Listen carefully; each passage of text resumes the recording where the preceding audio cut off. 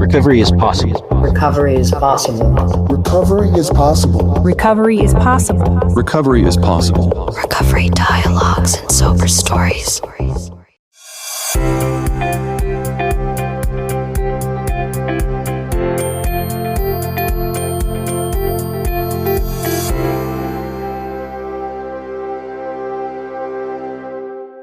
Welcome to another episode of Recovery Dialogues and Sober Stories, brought to you by the Luxury Rehab Center, Wish Recovery. Wish Recovery understands that healing from addiction is a unique journey for everyone, and that's why they offer comprehensive, individualized inpatient and outpatient treatment programs. No matter where you are on your road to recovery, they'll stand by your side and support you with each step. In today's episode, we delve into dual diagnosis. Dual diagnosis, or co-occurring disorders, are embedded in the labyrinth of mental and behavioral health, representing a particularly intricate puzzle, a dance of shadows where substance use, mental health disorders, and behavioral addictions intertwine.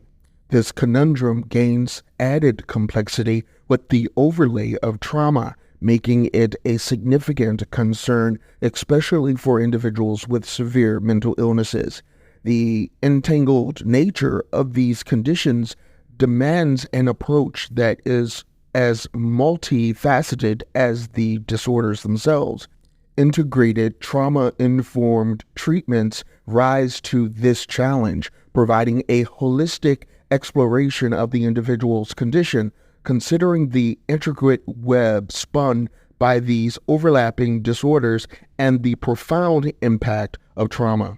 Integrated treatment forms the bedrock of this approach, creating a cohesive treatment plan that addresses both mental illness and substance use. It's akin to assembling a jigsaw puzzle where each piece, mental health, substance use, and behavioral addiction, is examined and treated by the same team, offering a comprehensive picture of the individual's health. This approach paves the way for more effective treatment plans, leading to encouraging outcomes, lower relapse rates, greater adherence to treatment, and improved overall functioning. Parallel to this, trauma-informed care acts as the compassionate thread weaving through the treatment fabric. It acknowledges the haunting specter of trauma that hovers over many individuals with dual diagnosis, creating a safe and supportive environment that considers their past traumatic experiences and conscientiously avoids re-traumatization. Yet the road to effective dual diagnosis treatment is riddled with challenges.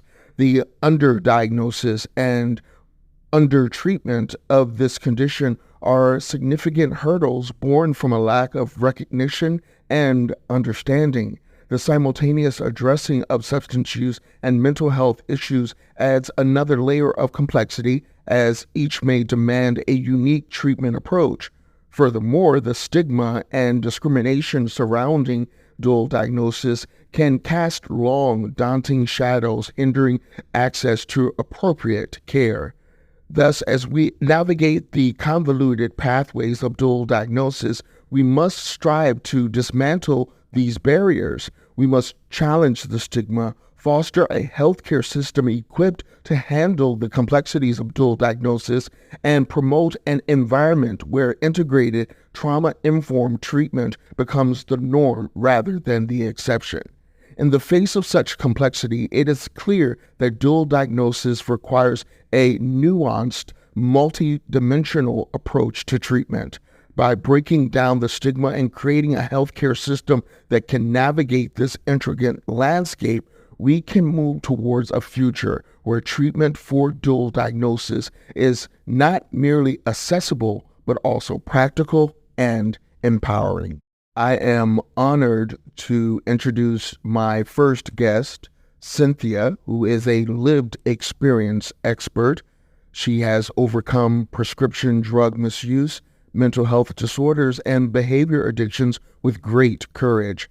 Her journey of recovery started at a young age in her teens and has been complicated by the challenges of dual diagnosis. Cynthia will be shedding light on the issue of behavioral addictions, which is often overlooked. She will share her insights on how trauma played a fundamental role in her addictive behaviors.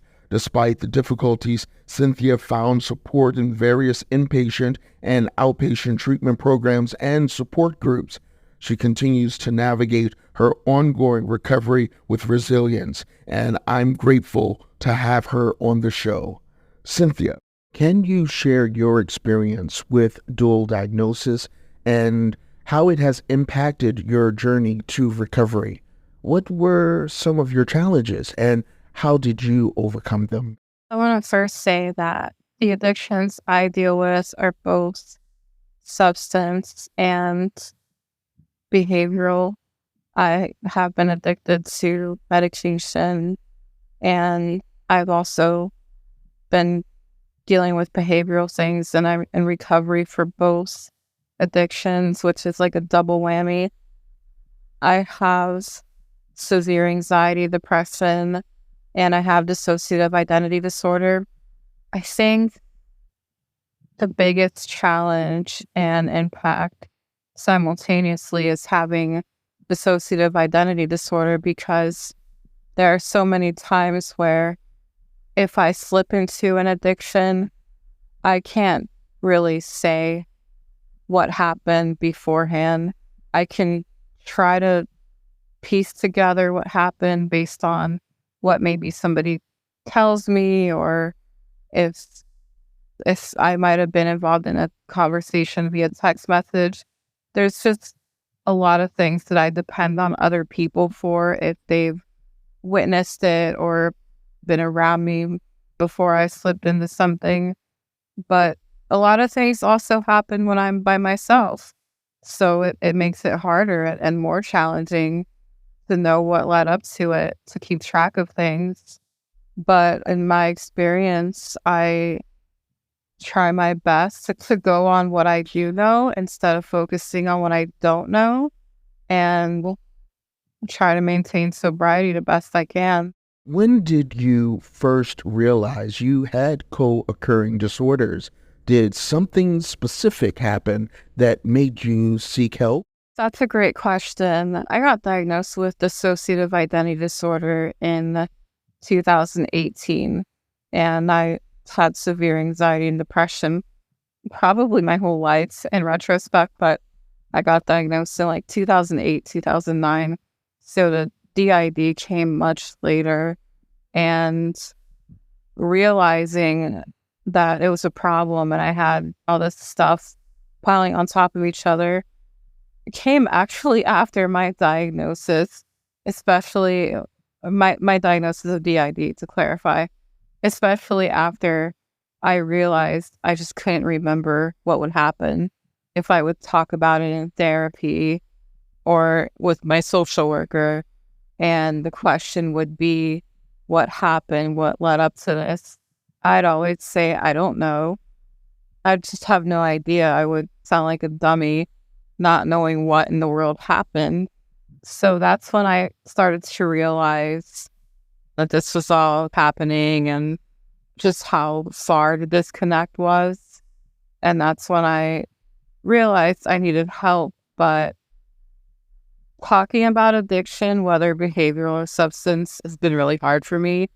So it took a few years after that even to start talking about it and having the conversation and saying, hey, I'm an addict and I need help.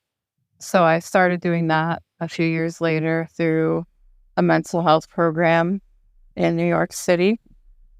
And I'm still going strong, but it definitely, I think asking for help was the part that came last. Everything was just like a domino effect, all these things leading up to one another. So that's how it happened for me. How did any traumatic experiences lead to addiction? And how did addressing trauma help your recovery? There's definitely been a lot of trauma in my life that's led to addiction. I suffered from child abuse. It's something that I look back at and I realize the things I went through at home were not normal.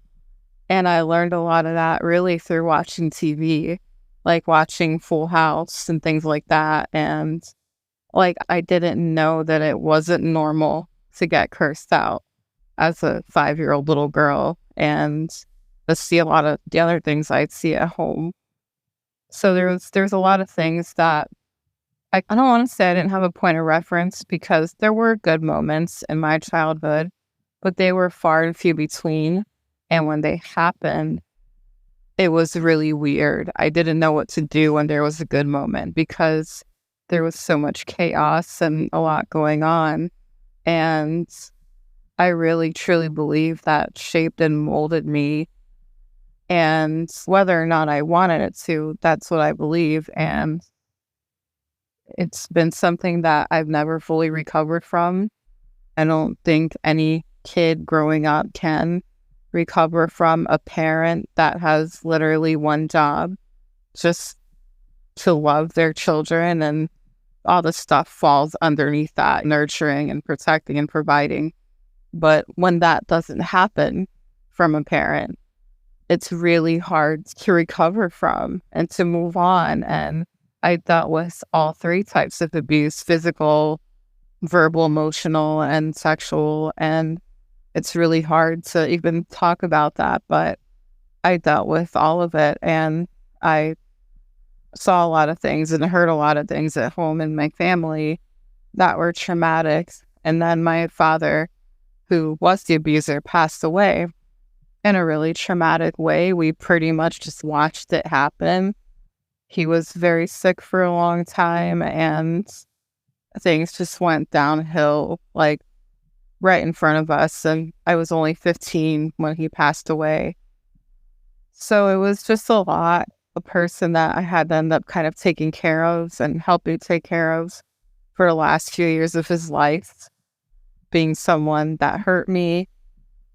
Then I watched things happen as he passed. So there was definitely a lot of trauma in my childhood and my teenage years. How did early intervention affect your overall treatment and outcome? For me, I actually didn't learn about the DID and admit that I was an addict until a lot later on. So I wouldn't say there was necessarily early intervention. I think I let myself slip into a hole. And it was a lot of stuff in retrospect too, because for me, I started developing addictions when I was 12, but I didn't realize it at the time. And I didn't realize I had been dealing with dissociation for such a long time either, because I do remember feeling like I was watching a movie of my life and feeling things that I learned later on were classic, very textbook symptoms of dissociation. I just couldn't put a word or a phrase or a name to it at that time because I was so young. When I look back, I realized, oh, I was totally addicted to such and such. I was totally disconnected and dissociated. So I just didn't know. And then when I learned later on that certain things were happening, I was just, oh, that makes sense. So again, it really wasn't early intervention. It was more like going back, going in reverse, and saying, okay, what happened at this point in my life does happen as a trauma response. And it really just validated the things that I didn't know were going on, that I just was like, I'm not sure if there's something wrong with me. So the intervention that I did have really proved to be validation, and it made me want to continue in my recovery and having the conversations and asking for help. And I'm still doing that. I'm still seeking as much support as possible, professionally and socially. And it's because I did realize a lot, and I learned a lot looking back once I did start asking for help. How important was the support and treatment you received in your journey to recovery? What therapies or interventions were most effective for you in managing your disorders? Therapy has played such an important role in my recovery. It has not always been the most comfortable process, and it will never be, because therapy does have side effects when you talk about things and try to work through things and admit things to yourself that are very hard to even articulate. But it's definitely been something that I've learned a lot from. I've learned a lot about myself. And as I've mentioned, I've learned a lot about things in the past that I didn't realize, or even problems per se. There were times where I just didn't know if something was wrong, but it's been something that's really helped me look back. And even now, as an adult, I really had to learn so much about myself and about my interactions with others and about the importance of staying in recovery and pushing through and accepting the fact that recovery is not linear. So when I do relapse, or I feel like I'm going to relapse, it's part of the process, but the point is not to give up. And my faith definitely plays a role in that too, and that acceptance of not giving up. With therapy, I've had some phenomenal therapists before, and looking back, there were times where I didn't always understand their approach. And I think of a few people specifically who showed me some tough loves, and at the time I thought it was just tough and I didn't like them for it. But then I realized they were just very smart and observant of my behaviors, and they were responding to it in a very methodical way where I would have to be stuck with myself. There were times where it seemed like maybe they were ignoring me, or they weren't reacting so dramatically. But that was part of the intervention, was to be low key. And I had to deal with myself because they weren't dealing with it.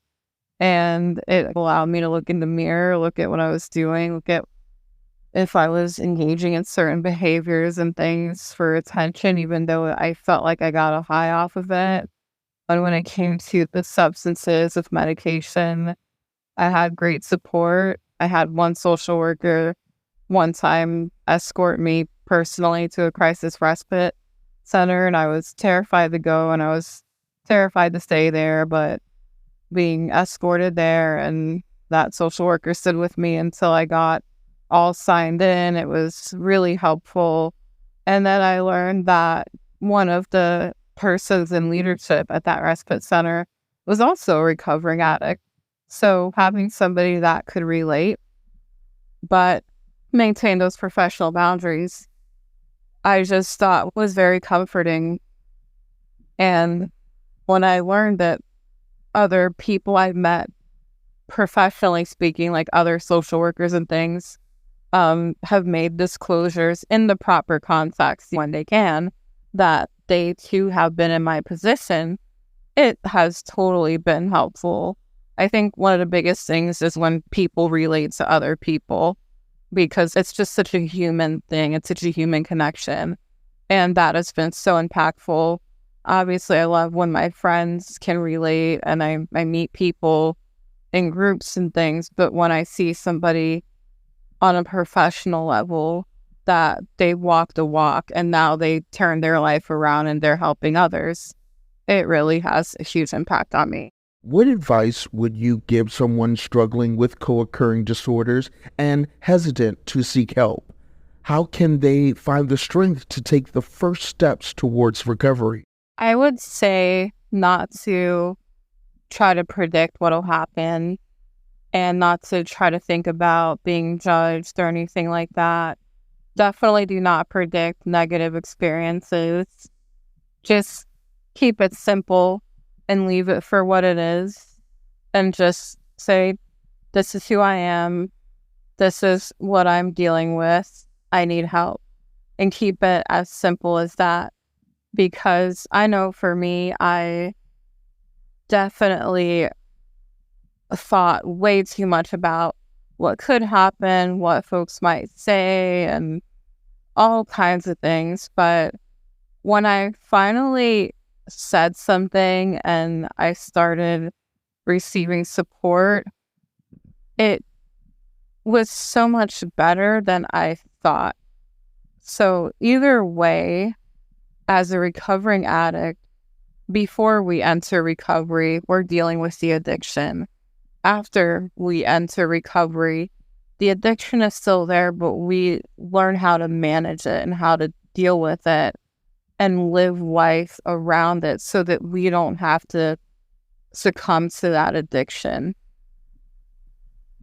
If you have to pick between one of the two, just being an addict and the addiction takes over you, or being a recovering addict and you can take over the addiction, which one would you pick? Because that's what it boils down to. It's going to be one of those two things. So I would say to just think the best, not the worst, and just speak up to somebody you trust. Start with telling one person. That's what I did. I started with telling one person, and then I got more comfortable opening up about it in therapy and to the people I needed to, and it went from there. What are some best practices for managing dual diagnoses? Are there specific resources or strategies that helped you in your recovery? I think this might be a little bit different than what you're looking for, but I know for me, I actually depend a lot on my faith. I do have a faith system that I really am satisfied with, and it's based on studying the scriptures and getting close to God and doing things that He likes and putting away things that He doesn't like. So for me, I really depend on that and what I learned and the scriptural requirements. And also in terms of just other resources and things, therapy. I still have a therapist. I don't think I will not have therapy. I know some folks might have the goal of ending therapy when they feel like they're well enough, but even if I feel totally great, I will always have therapy because I think it's just so important. I don't think you should wait until life starts to crumble or under addiction or whatever it is to have therapy. So that's something that I utilize a lot, and just being open to learning DBT, CBT, and when I'm tempted to use warm lines or crisis hotlines and things, it's really hard because, of course, they're a stranger, they don't know you, but it's better than sitting alone with the urge and the craving of an addiction, because addiction's very powerful. And when you're alone dealing with it, especially when it's nighttime and you're by yourself, for me, I pray, but also sometimes I feel like I need to pick up the phone and call a crisis line, and that's what I do. So I definitely use whatever resources available that I can take for long-term and short-term coping. Have you encountered any stigmas or misconceptions about co-occurring disorders? How can we reduce the stigma and promote empathy for those with dual diagnoses? I've definitely encountered stigma, both in my personal life and even in professional clinical settings. When I find that when I've thought about folks who I felt stigmatized by, or when I've seen others be stigmatized, I feel like they just really don't know the person. And for me personally, I feel like they don't know me. And I think the way we can counter that is not only education about dual diagnosis and the trauma and how everything kind of works and leads to addiction. I think education is such a powerful tool, but I think really focusing on getting to know the whole person and having a very strengths-based approach. What are a person's strengths? Obviously, we know a lot about a person's weaknesses when they're dealing with certain things, but have conversations with people, get to know people. Not every conversation has to revolve around addiction. There's so many things and hobbies and talents that people have that I think if we focus on that and if we get them to focus on that in themselves, it's also therapeutic. But I think that'll break the stigma when we see people that have addiction and dual diagnoses as whole people that are just responding to pain. And we can't necessarily help these responses.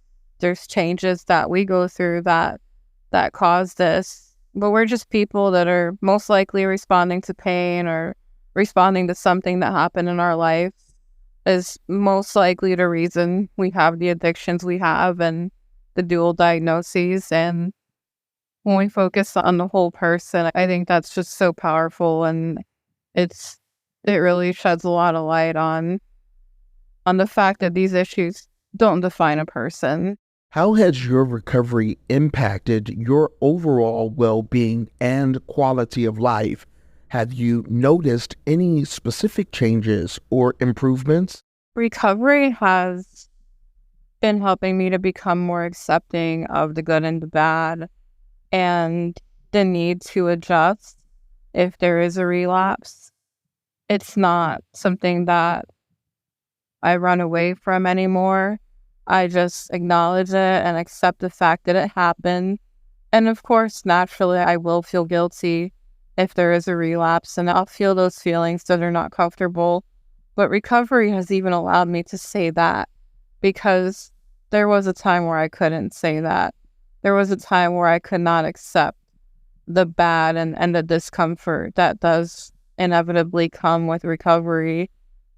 So it's really given me an opportunity to learn more about myself and grow and just accept the fact that nothing in life is perfect, and that includes recovery. And it helps me to be confident with myself as a person that as long as I do my best with the help of God and my loved ones, and when I'm willing to do my best, then that's really a huge thing in itself. And I'm okay with that. I feel confident with myself in that. I don't live in the shame and the guilt of a relapse. And when I don't have relapses and when I can be sober for a long time, I celebrate it, and I'm grateful for those moments. And I'm very appreciative of the fact that it did not come easy, because again, recovery is tough and there's a lot of work involved. So I don't take that work for granted. Lastly, what message of hope and encouragement would you like to share with listeners struggling with co-occurring disorders? It is possible to get the help that you need. It is possible to be honest with yourself and to say the things that you don't think you can say out loud to another human being. It is very possible to do it, because I know it. I've done it. I've met a lot of other folks who felt the same way, where in the beginning, they were just wondering if they could even say they had an addiction, if they could be honest with themselves. But it is very possible to get to that place, and that's the first step. And once that step is taken, being honest and admitting it and seeking help, then you get to choose the help you want. When you get therapy or group therapy, and you get to have a say in how that goes. And then there's so many other things you can learn about yourself. It's like I said before, often we might live in the shame and the guilt, but that doesn't have to be what recovery looks like. We can get the help and we can find out so many beautiful things about ourselves. And when we talked about stigma earlier, I talked about focusing on the whole person as a way to break stigma, but that includes when we look at ourselves, we should focus on ourselves as whole people with likes, dislikes, talents, and things that we can teach other people, and people that have wisdom, and so many other great things about us, that the addiction becomes something that kind of like sits in the back. It's there, and we have to live with it and manage it, but it's not taking over anymore. So it is possible to get to that place, and it feels so good to admit it. It feels so good to say it and to start taking the steps, even if it's a slow moving process. It's a forward moving process, and that's the part that I think is better to focus on, the forward step. Thank you, Cynthia, for sharing your story and providing your insights. I am thrilled to welcome next 3 distinguished mental health and addiction recovery professionals who will enrich our conversation today. Our first esteemed guest is Kimberly Wing, a New York State licensed clinical social worker, currently spearheading as the Chief Program Officer for People USA. This forward-thinking nonprofit organization is dedicated to crisis prevention, and Kimberly's passion lies in crafting programs and extending support to individuals grappling with behavioral health crises. Her innovative methodology and unwavering commitment to these challenges testify to her relentless determination to effect positive change within the behavioral health landscape. Our second expert guest is Dr. Kelsey Latimer, an authority within the field who wears multiple hats as a registered nurse, psychologist, and certified eating disorder specialist supervisor. Dr. Latimer's expertise spans a broad spectrum encompassing addiction, eating disorders, pediatrics, and trauma. Operating from Florida, she oversees a thriving group practice where she administers comprehensive psychological assessments pivotal for precise diagnosis and efficient treatment plans. Above all, Dr. Latimer's mission is to propagate a potent message of recovery, ensuring everyone knows that help is always at hand. Last but certainly not least, I am honored to introduce Dr. Thomas Franklin, a luminary in the field of psychiatry and psychoanalysis. Dr. Franklin holds the prestigious position of President and CEO of the Mindwork Group. He is a member of the Group for the Advancement of Psychiatry, which is a select group of psychiatrists dedicated to influencing mental health policy, public awareness, and clinical care. His national leadership and invaluable contributions to the field have significantly impacted our understanding and treatment of mental health disorders. I am confident that the valuable perspectives of my guests will enrich our understanding of behavioral and mental health and addiction recovery as it relates to dual diagnosis in our conversation today.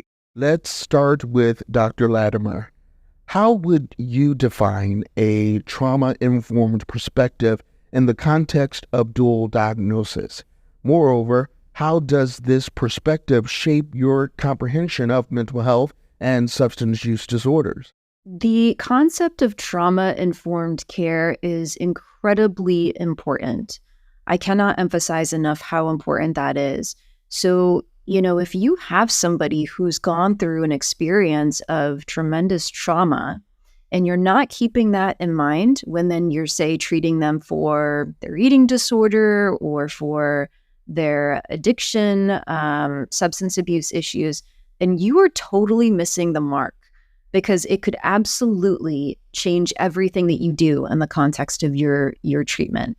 So first and foremost, never assume that you know something about a person's trauma history.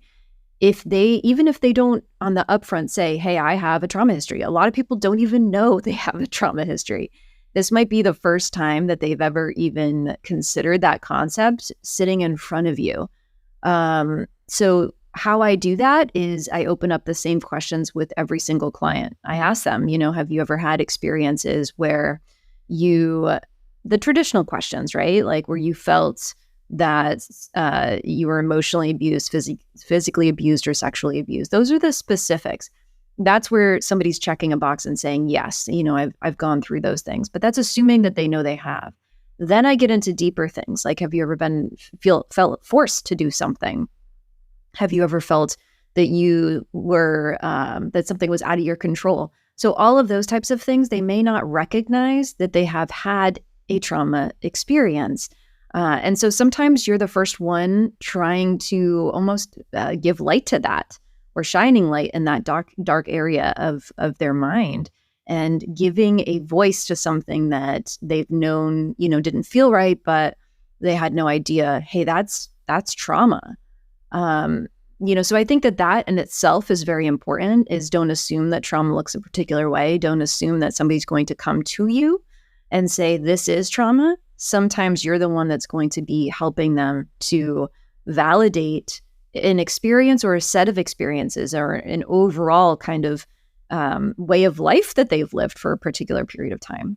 Now, I think it is so incredibly important in the light of co-occurring, because a lot of times the trauma is maybe even a core foundational issue that then leads to the symptom that we might be seeing on the other side of it, which could be an abuse of substances, an eating disorder, or cutting, and all of those, or even sexually acting out. That's a big one as well.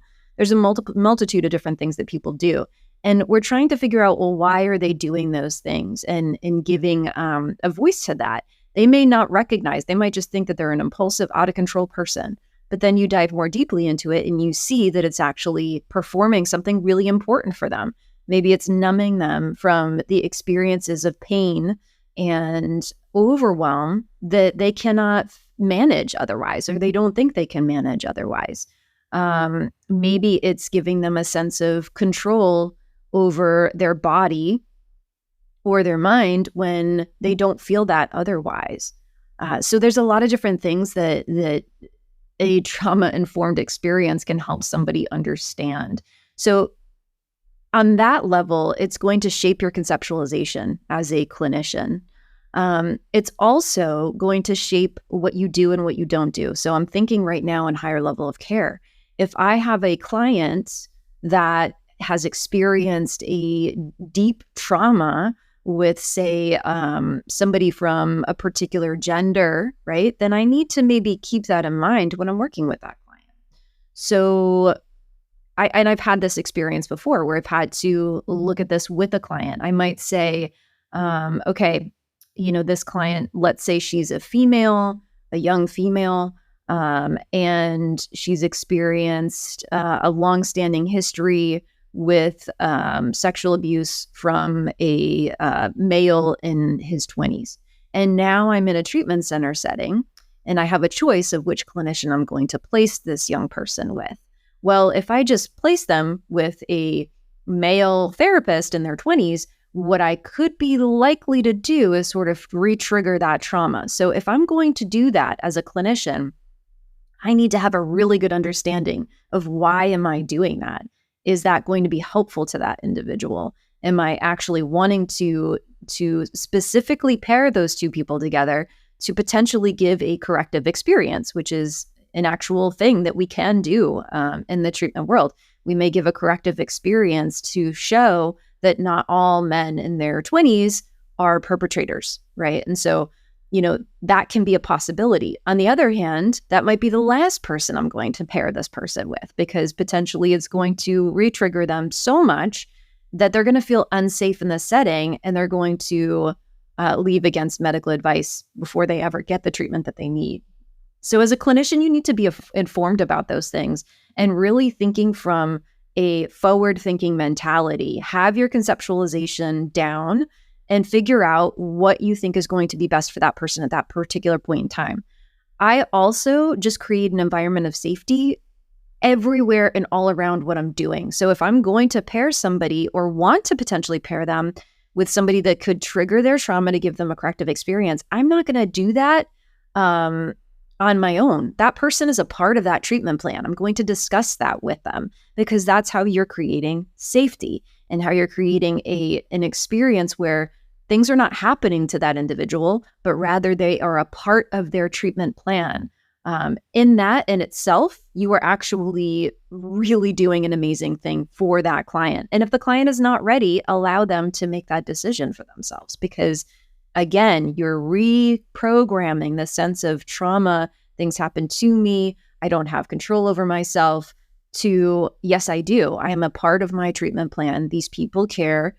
Bad things are not going to happen to me. I might get triggered, but that's not the same as being traumatized in the treatment setting. So there's so many different ways that you can consider it. And it's absolutely critical that you as a clinician or a leader of the team are thinking that when you're working with individuals with co-occurring. Kimberly, can you talk about the connection between addiction and trauma? How does trauma affect the development and maintenance of addictive behaviors? And how does it influence the treatment process? Individuals who experience trauma are resilient as they continue to prevail after the trauma experience. Trauma is painful, and individuals cope with pain in a wide variety of ways, including substance use. Trauma triggers toxic stress chemicals within the brain, causing damage over time. This can result in the rewiring of the brain, which can impact our emotions. There is a clear link between trauma and addiction. Environmental factors such as exposure to substance use as a coping mechanism during a trauma can increase these rates. Individuals who are engaging in substance use recovery plans should be engaged as a whole person, which includes their trauma history. If the trauma is not addressed and the substance use recovery plan is not holistically addressing the challenges. Often individuals who struggle with addiction are engaged in behavioral activities that can be traumatizing within themselves, and individuals can fall into a cycle of trauma. Dr. Franklin, what are some best practices for managing and treating dual diagnoses? Have you encountered any specific treatment methods or interventions that have shown promising results? Best practices for treating co-occurring disorders, in my mind, are to, aggressively, treat the substance use disorder, but also at the same time, aggressively evaluate and treat the underlying, psychiatric or psychological disorder that is almost always accompanying the substance use disorder. This is why it's been such a tragedy that, substance use disorder treatment has been oftentimes split off from psychiatric and psychological treatment, such that you have these,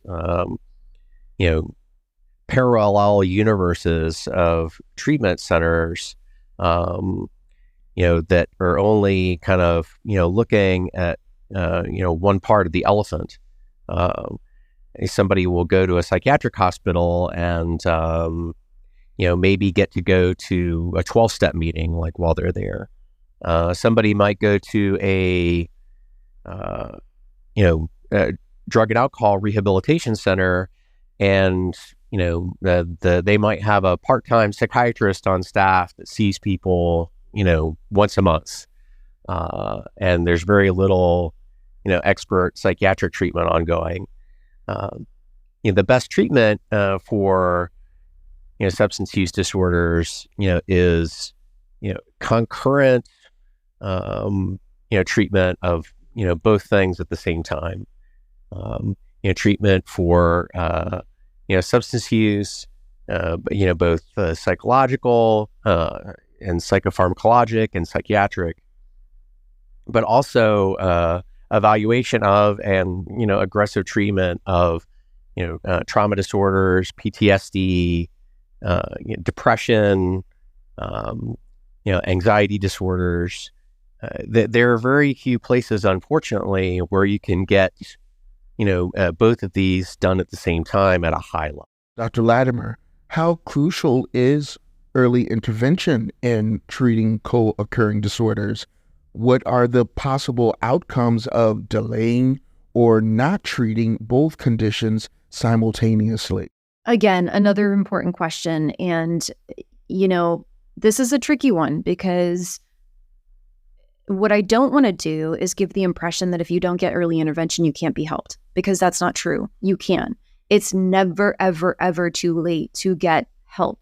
So I want to make sure that people hear that. And that's critically important because a lot of times, early intervention isn't possible for a variety of different reasons. And then the person's not to blame for that. Maybe they were a kid and they didn't get help because they couldn't say they needed help. They needed somebody else to say they needed help.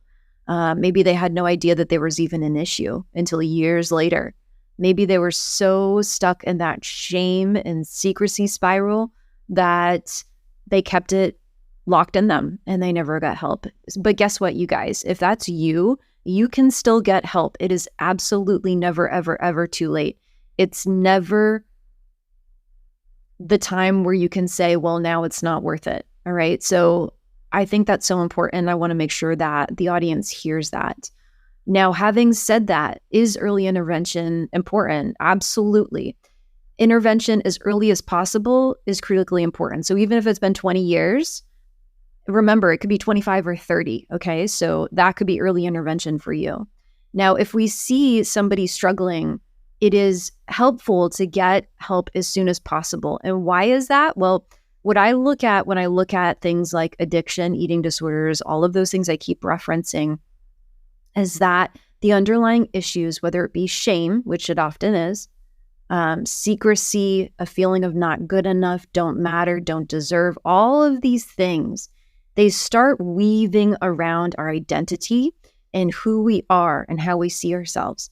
And that becomes tricky because now we have to unweave all of that and redo all of that, so the earlier we can catch that, the better. All right.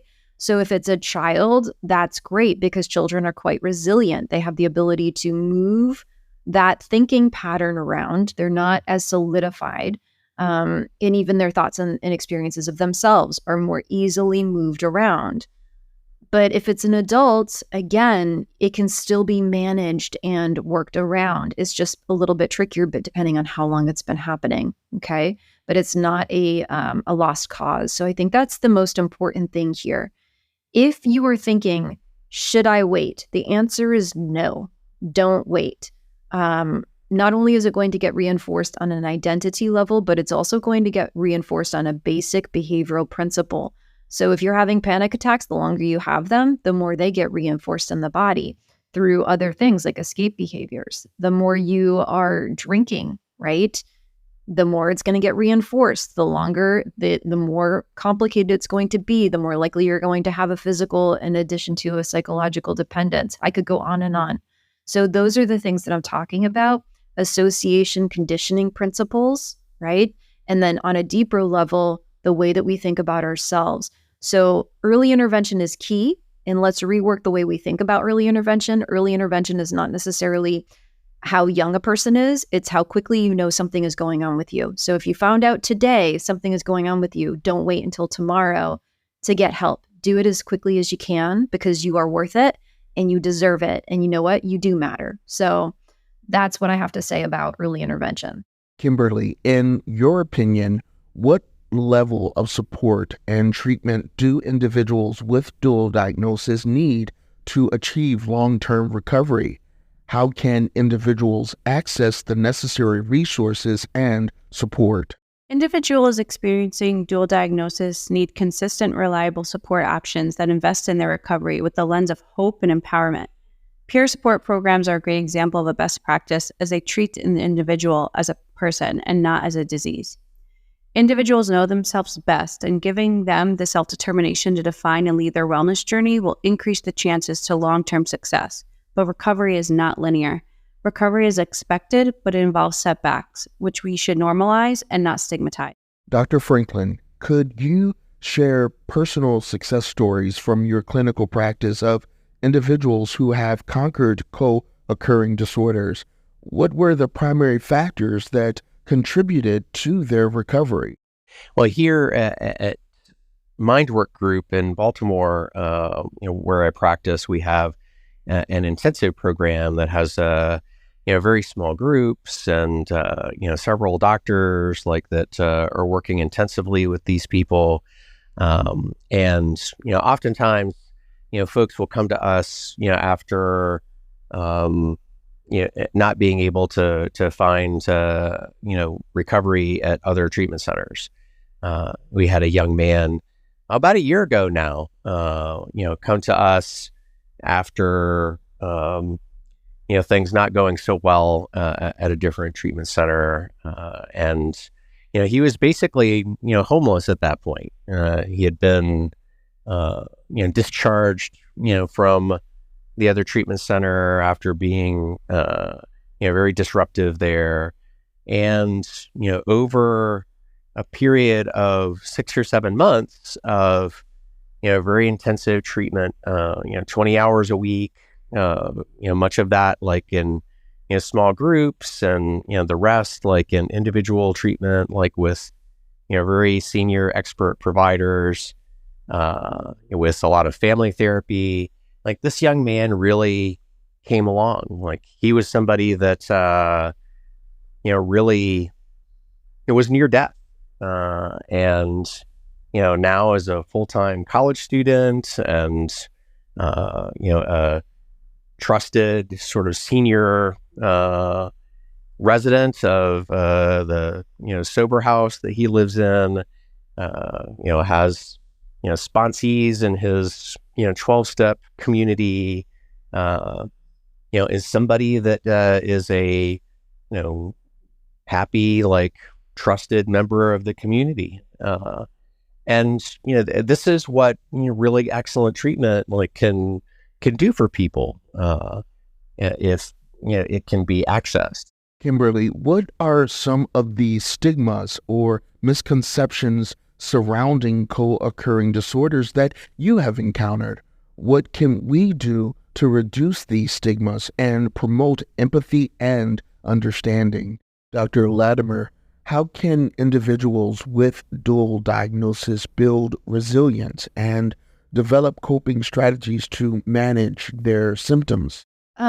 I think I've addressed some of this before in my other answers. In terms of resilience, here's what I'm going to say about it. This might even feel a little controversial, because how I see people that have co-occurring, and again, not even co-occurring, just addiction, eating disorder, whatever it might be, okay, is that you're a survivor. Listen, if you survived something, if it helped you get through something, then you already have resilience, right? You just are not using it to help you. You're using it against you. You don't know how to kind of hold on to your strengths and make them work for you. And that's the role of people on your coping team. That's the role of your therapist and your psychiatrist and your dietitian and your family and your support community. All those people to rally around you and lift you up and help you see everything that you don't already just know about yourself. People with eating disorders, people with addiction have often survived incredible trauma, incredible feats. And you keep hearing me use the word survive. They have survived them. And that addiction and that eating disorder may have been the thing that helped them initially survive whatever it was. Unfortunately, it is also the thing that's now stopping them from getting to where they need to be and where they deserve to be and where they want to be in life. So it's a double-edged sword, right? But they're already resilient. So we can take that and then rework it and look at, what are the things that are already there so that we can get them to actually work for you instead of against you. And how we do that is by a lot of the different things that I've already talked about. But simply saying, I have an issue and I need help and support makes you strong. It doesn't make you weak. I always think, like, what's the easier thing to do? If the easier thing to do is to hang out in your eating disorder and your addiction and to merge with that, that's probably not the most helpful. And it doesn't make you strong. The thing that makes you strong is doing the thing that's hard for you to do. Having the courage to say, I have an issue, I have a problem, I need help. That makes you strong. And my clients are strong people and they want to be strong. And so even just seeing themselves in that way, as that is resilience and that is courage, is incredibly helpful. and including people in your life. We cannot do this alone, you guys. Even those of us that don't struggle with eating disorders or addiction, we can't do life alone. Life is a partnership with and connection to other people. So bring people in and allow them to be a part of that with you, and to lift you up over time. Lastly, Dr. Franklin, can you discuss the role of self-care and self-compassion in the recovery process for individuals with co-occurring disorders? I'm so glad you asked about this, because things are difficult enough for folks with co-occurring disorders, without them, also sort of piling on themselves, like psychologically. One critical part of therapy for folks with these problems is to really kind of learn self-compassion and, take things very slowly, right? People are, prone to think that they're sort of further along and doing better than they think, right? The folks that do best, are able to kind of orchestrate their lives, in a way that sort of allows, for a lot of self-care, allows for a low stress level, allows for, a lot of community. I mean, these are serious chronic illnesses, and, the treatment for them, in, many important ways is to sort of orchestrate your life, to allow for as healthy and low stress, a living arrangement, as is reasonable. I must say, though, that, oftentimes, the sort of self-care mantra, gets under my skin a bit, because sometimes, it's this kind of suggestion that, the problems, in organizations and the problems in society, really aren't the issue here. Instead, it's, sort of people's sort of personal responsibility to take care of themselves, right? But if people aren't, paid a living wage, or, they are sort of constantly on call, for work, and can't do anything, lest they be summoned, or, any of the other kind of, foibles of life, that, we all as a society need to address. Oftentimes this kind of self-care thing sort of suggests that, we all need to sort of take care of ourselves, right? When, really, if we have a functioning society that promotes health, we're not just taking care of ourselves, we're taking care of each other. We're social animals, right? We're not meant to do it alone.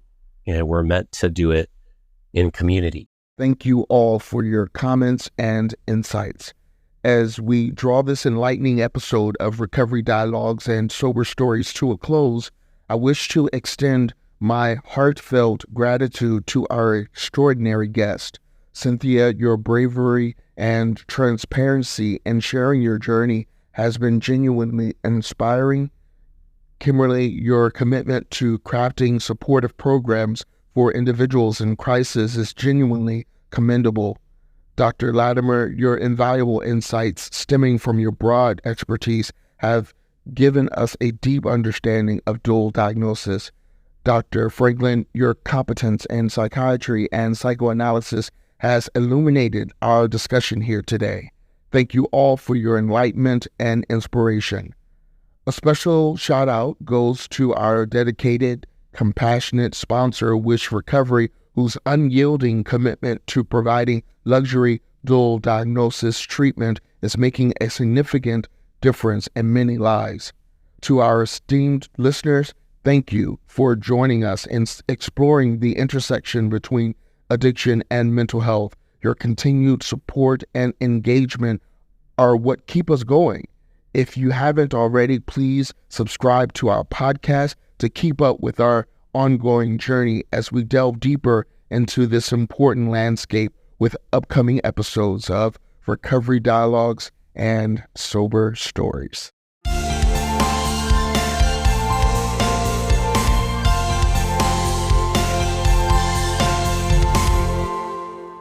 Recovery is possible. Recovery is possible. Recovery is possible. Recovery is possible. Recovery is possible. Recovery dialogues and sober stories.